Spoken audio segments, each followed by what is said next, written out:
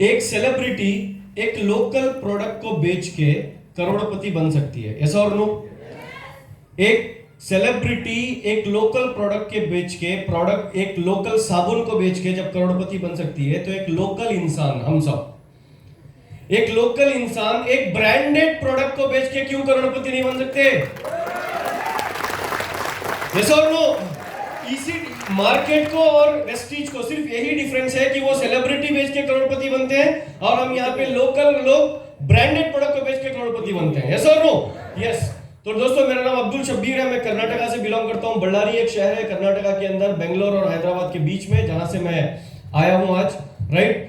तो वेस्टीज को ज्वाइन होने से पहले मैं एक स्टूडेंट था, मिडलैंड बिलो फैमिली से मैं बिलोंग करता था, राइट? मुझे एक सपना था कि 25-26 साल के अंदर मुझे करोड़पति बनना है। 25-26 साल के बाद नहीं, 25-26 उम्र के अंदर मुझे करोड़पति बनना था।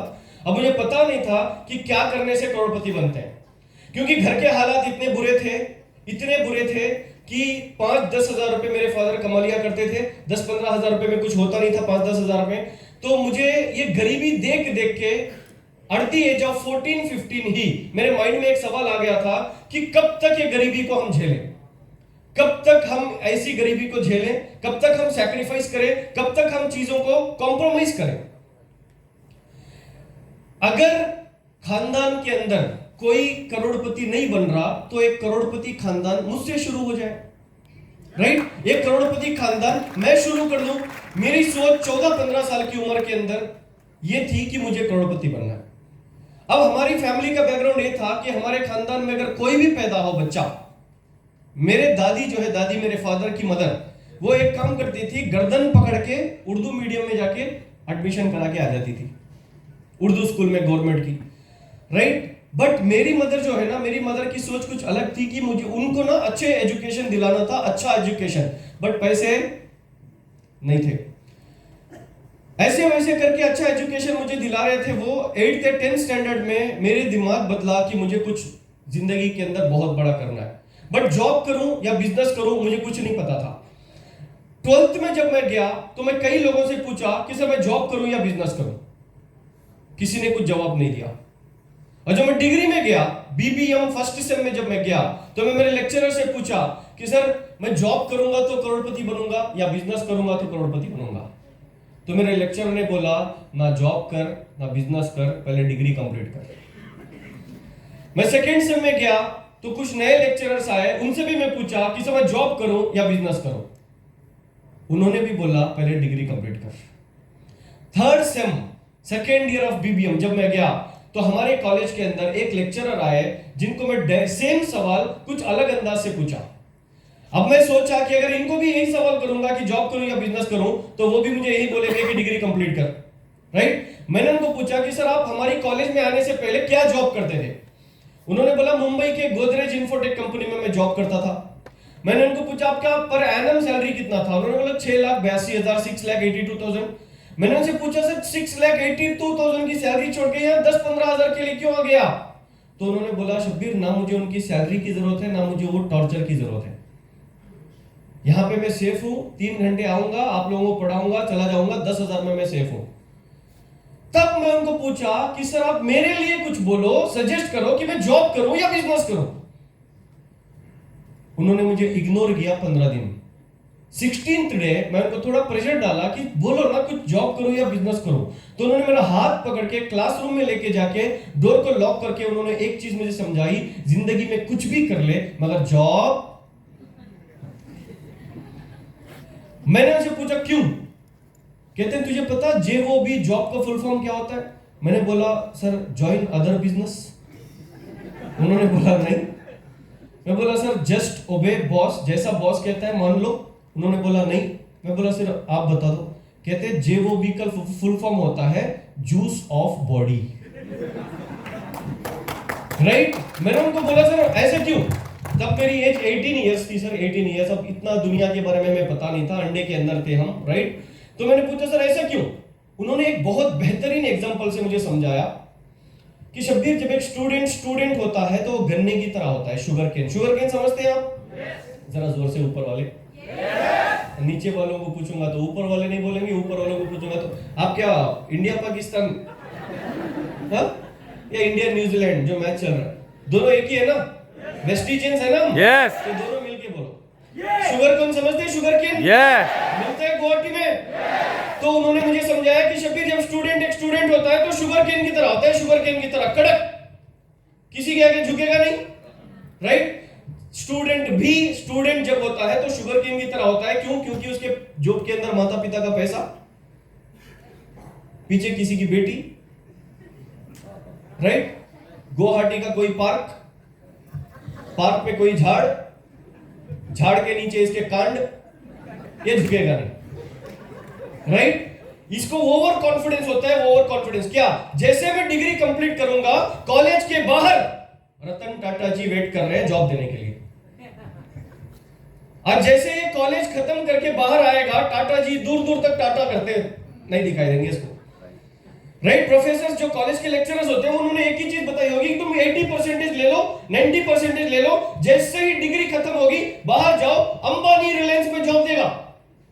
बाहर आने के बाद no Ambani no Reliance, yes और नो।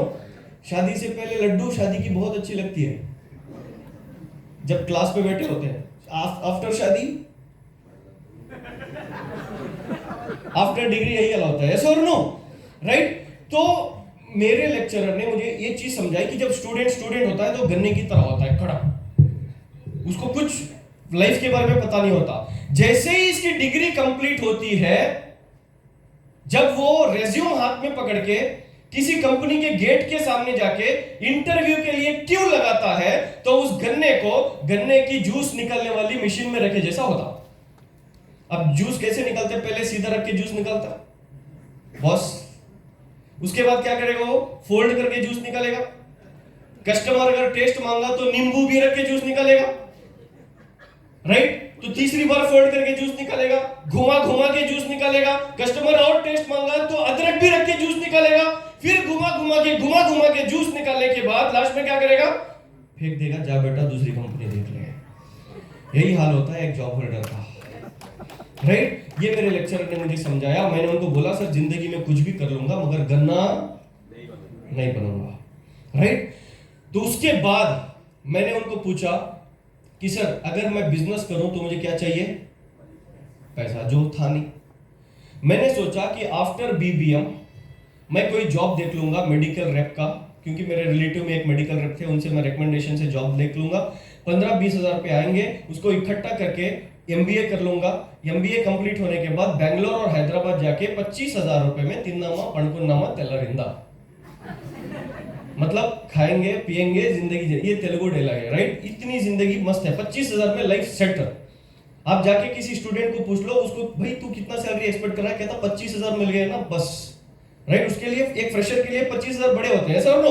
तो मैं अब जॉब ढूंढने के लिए मैं क्या करा, मैं कई रिलेटिव्स को पूछा कि सर जॉब दिलवा दो, जॉब दिलवा दो, जॉब दिलवा दो, जॉब दिलवा दो। सब कहते थे टीसी मार्क्स कार्ड सर्टिफिकेट लेके आ, 3 साल बाद जब तुझे जॉब दे दूंगा। मैंने सोचा कि भाई जब मैं कंप्लीट करने के बाद मेरा degree TC marks card certificate लेके तेरे पास क्यों आऊं? मुझे तो रतन टाटा जी जॉब देंगे, मुझे तो अंबानी जी जॉब देंगे, मुझे तो अदानी जी जॉब देंगे। ये ओवर कॉन्फिडेंस था। देखो, जो बच्चा एजुकेटेड रहता है उसके साथ एजुकेशन के साथ साथ बाय 1 गेट 1 फ्री में एक और चीज मिल जाती है, नहीं वो ईगो, राइट। वो मेरे और मेरे दोस्त में कूट के भरा हुआ था, राइट। जिस बंदे को मैं मेडिकल रेप का जॉब मांग रहा था, 15 दिन बाद उन्होंने खुद मेडिकल रेप का जॉब छोड़ दिया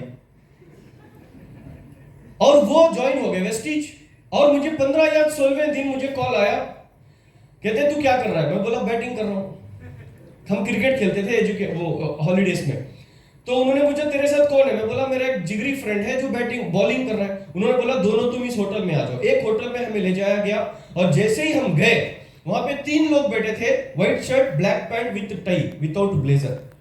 अब भाई 18-19 साल की उम्र थी हम दोनों की। मैंने मेरे दोस्त को बोला, उसका नाम था नूर। क्या? अरे बोलो ना यार, नूर। मैंने नूर को बोला भाई व्हाइट शर्ट ब्लैक पैंट कोई इंटरव्यू लेने के लिए आया होगा, तमीज से बैठ, तमीज।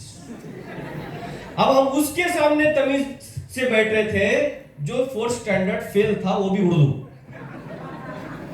राइट। अब हमें मतलब जॉब चाहिए था, जॉब। राइट। दोनों जाके बैठे, बैठने के बाद दोनों ने वेस्टीज के बारे में बोला, spirulina, noni, aloe vera, ganoderma, flax, क्या क्या क्या क्या, yellow bee, director bonus, travel fund, सब उन्होंने बोला। बोलने के बाद मैं एक डायलॉग मारा जो आप भी मारे होंगे और मार्केट में हजारों लोग आपको भी मारेंगे। अम्मी को पूछ के बताऊंगा। ये हिस्टोरिक डायलॉग है जो आप सबको सुनने मिलेगा, राइट? आपको भी मारे कोई? ये डायलॉग सुनने में मिला? सर मैं ये डायलॉग मारा, आपको भी अम्मी को पूछ के बोलूंगा, पापा को पूछ के बोलूंगा, राइट? हस्बैंड को पूछ के बोलूंगी। ये जनरल डायलॉग्स हैं, ये सुनने में मिलेगा। मगर मुझे बेंगलोर में एक ऐसा बंदा मिला, 2 घंटे प्लान सुन के 4 घंटे डाउट्स क्लियर करके एक डायलॉग मारा, कहता सास को पूछ के बोलूंगा। सच बता रहा हूं, 4 साल हो गए, आज तक वापस नहीं आया। शायद सास ने परमिशन नहीं दिया होगा। अब तब मेरी शादी नहीं हुई थी, मुझे पता नहीं था कि सास इतनी डेंजर होती है। अब शादी हो गई, सास अच्छी होती है, ये डेंजर था, राइट? तो मार्केट में आपको ऐसे भी मिल जाएंगे। एक दिन हमारा वीवीपी का शूट हो रहा था, दीपक सर ने एक सवाल किया कि शब्बीर, 0 to हीरो, 0 से हीरो तक कैसे पहुंचा, एक स्टेटमेंट में बता। मैंने बोला सर, परिचित लोगों के धोखे से, अपरिचित लोगों के साथ से मैं यहां तक पहुंचा। ब्यूटीफुल बात बोल दिया, ये $1 मिलियन बात है। आपको मार्केट में आपके खानदान के लोग बहुत बोलेंगे कि यार तेरे लिए जान दे देंगे, साले आधार कार्ड नहीं देंगे। यस और नो? अगर आप चाहते हो कि आपके भाई आपके साथ आ जाए, आपके कोई रिश्तेदार आपके साथ आ जाए, आपके मामा का बेटा, चाचा की बेटी, कोई भी साथ आ जाए, लिख के ले लो मेरे से, जितने परिचित लोग आपके हैं, जिंदगी में कभी आपका साथ वो। सर मेरी 6,11,238 लोगों की टीम है। मेरा खानदान आपको बताओ, मेरे दादा के जो बाबा थे ना, मतलब मेरे जो परदादा, उनकी 3 बीवियां। उनकी कितनी बीवियां? 3 बीवियां थी। मेरे ख्याल से 1928 1930 की बात कर रहा हूं मैं, बिफोर आजादी। ये बहुत आजाद थे, आजादी के बाद लिमिट लग गए ना। 3 बीवियां, 14 बच्चे। सच बता रहा हूं आपको, हंसने के लिए नहीं कह रहा मैं जो बोल रहा हूं हंस के सुन लो, मगर मेरी एक एक बात 1-1 करोड़ की है। आप समझ जाओ कि मैं मैसेज क्या देना चाह रहा हूं, राइट? 3 बीवियां, 14 बच्चे, यानी मेरे 14 दादा, 14 दादा के 45 बच्चे, यानी मेरे फादर भाई लोग, मेरे फादर, उनके भाई, 45 बच्चों के 138 बच्चे, मतलब पोते हम लोग। ये 138 पे नंबर 2 में। अब हमारा जनरेशन शुरू हुआ है, पता नहीं कहां कहां तक जाएगा। अब तो लिमिट है, लिमिट, बहुत लिमिट। सर बताओ, इतना बड़ा खानदान, 6,11,000 में एक भी आधार कार्ड नहीं दिया। क्या इससे बड़ा खानदान किसी का है यहाँ पे? तो आप क्यों उम्मीद लगा के बैठे हो इस खानदान से? मैं आपको बताता हूं, आपका खानदान आपको करोड़पति नहीं बनाएगा, बाहर का खानदान आपको करोड़पति बना देगा। यस, ये सबसे पावरफुल पॉइंट है, इसको समझो, राइट? मैं गया मेरे अपलाइन के पास और वेस्टीज ज्वाइन हो गया। ज्वाइन मतलब प्लान सुनने के बाद 15 दिन तक मैं नहीं मिला। 16th डे क्रिकेट खेल के चाय पीते एक बेकरी के पास बैठा था, मेरे अपलाइन ने आके मुझे किया अटैक। कहते हैं आधार कार्ड दे। अब मेरे पास थे 610 रुपए, 390 रुपए मेरे अपलाइन ने डाल के मुझे ज्वाइन करवाया। Thanks to my upline. एक बार मेरे अपलाइन के लिए उन्होंने मुझे एक चीज उस दिन बताई, 13 मई 2013। उन्होंने मुझे एक चीज बताई, शब्बीर, जिंदगी के 2 साल, रोज के 2 घंटे मुझे अगर दे दे, 2 साल बाद अगर तेरी जिंदगी नहीं बदली तो मेरा कॉलर पकड़ के पूछ कि तूने मेरी जिंदगी बर्बाद की। उन्होंने जो बोला इज नॉट इंपॉर्टेंट, उन्होंने जैसे बोला, द वे ही टोल्ड, मुझे बहुत दिल को छू गया। मैं बोला ठीक है सर, मैं स्टार्ट करता हूं। और ज्वाइन करने के बाद 3 महीने तक मैं काम नहीं किया। क्यों? क्योंकि मुझे कॉलेज, घर और ट्यूशन छोड़ के कुछ नहीं पता। 4th मंथ एक प्रोग्राम में ले जाया गया और वहां पे बिठाने के बाद एक लीडर की बात मैंने सुनी। उन्होंने बोला इस प्रोडक्ट को यूज करोगे तो हेल्थ मिलेगा, अगर इसी प्रोडक्ट को 4 लोगों में बताओगे तो वेल्थ मिलेगा। तो मैं गया सीधा उस लीडर के पास, मीटिंग के बाद बोला सर मुझे भी आपकी तरह बनना है तो मुझे क्या करना पड़ेगा। उन्होंने बोला तेरे फ्रेंड्स हैं? मैं बोला हाँ। तेरे पेरेंट्स हैं? बोला हाँ। तेरे कोलीग्स हैं? बोला हाँ। तेरे रिलेटिव्स हैं? बोला हाँ। तो तू करोड़पति। मैं बोला है ये तो 18 साल से थे, ऐसा क्या हो गया 19वें साल के मैं करोड़पति बन गया। उन्होंने बोला तू इतने साल से वेस्टिज के बारे में उनको बोला नहीं, अब जाके इन सब की एक लिस्ट बना के बोल दे, तू करोड़पति बन जाएगा। मैं सीधा गया, मेरे पेरेंट्स को बोला, मेरे फादर ने बोला अगर तू साबुन तेल पेस्ट बेचना है तो मेरे घर में आने की जरूरत। पहला रिजेक्शन। मैं फिर गया मेरे क्लास के अंदर जिसमें सिर्फ 4 लोग थे हमारे स्ट्रेंथ, 2 लड़कियां 2 लड़के, उसमें मैं भी एक लड़का। मैं पहले गया एक लड़की के पास, मैं बोला यार जिंदगी के 2 साल,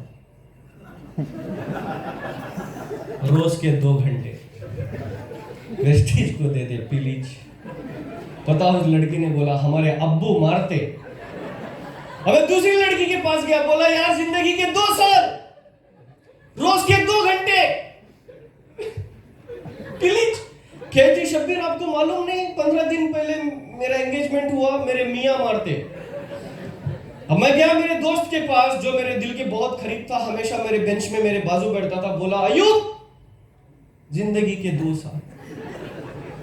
मैं बन गया था अमिताभ बच्चन पोलियो वाले, जिंदगी के 2 बूंद, जिंदगी के 2। अयूब जिंदगी के 2 साल, रोज के 2 घंटे वेस्टीज को दे दे प्लीज। पता क्या कहता, शब्बीर को किसी ने साबुन तेल बेचने वाला नींबू करा दिया। वो ब्लैक मैजिक होता है ना नींबू, आज भी मिलता है सर, आज भी मिलता है। तुंगाभद्रा आपको पता होगा, तुंगाभद्रा एक बहुत बड़ा डैम है कर्नाटका में, हमारे यहाँ वहां पे रहता है, पानी में नहीं, घर है वहां पे रहता। अब मैं जब भी हुबली वगैरह जाना होता है मेरा, तो वहीं से मुझे जाना होता है तो कभी मिलता है, वही खटारा स्कूटी में आता है। और मैं कौन सी गाड़ी में जाता हूँ आपको बताता हूँ लास्ट में। और मैं जब जाता हूँ तो मिलता है, चल यार चाय पीते हैं। तो हम जब चाय पीते हो ना तो कहता अयूब शब्बीर भाई तुम्हारी किस्मत बहुत अच्छी थी। मैं बोलता हूँ साले किस्मत बहुत खराब थी, तेरे नींबू ने काम किया। राइट दोस्तों, एक चीज याद रखो, जब आपके पास कुछ नहीं होता, जब आपके पास कुछ नहीं होता तब लोग आपको नींबू, नारियल, तावीज, पलीता, पता नहीं क्या क्या कहते हैं। जब आपके पास सब कुछ होता है लोग किस्मत पे डाल देते हैं, आपकी मेहनत की कोई वैल्यू। इसीलिए मेरे सीनियर ने मुझे एक चीज सिखाई, उस वक्त भी घोड़े की लगाम की तरह काम करो बांध के, इस वक्त भी घोड़े को जैसे लगाम बांधते हैं ऐसा बांध के काम करो, सक्सेस आपके कदमों के नीचे आएगी। बस किसी का नहीं सुनना, राइट। और जैसे जैसे मैं ग्रो करता गया, एक सर्वे हमने किया कर्नाटका के अंदर सर कि ये जॉब क्यों नहीं मिल रहा आज इंडिया के अंदर सबको। एक सर्वे जब हमने किया तो मुझे एक सर्वे मिला कि सर इंडिया के अंदर, सॉरी कर्नाटका के अंदर एवरी ईयर 2 लाख बच्चे इंजीनियरिंग करके पासिंग सर्टिफिकेट लेके बाहर आते हैं। मैं कर्नाटक की बात कर रहा हूं, ठीक है।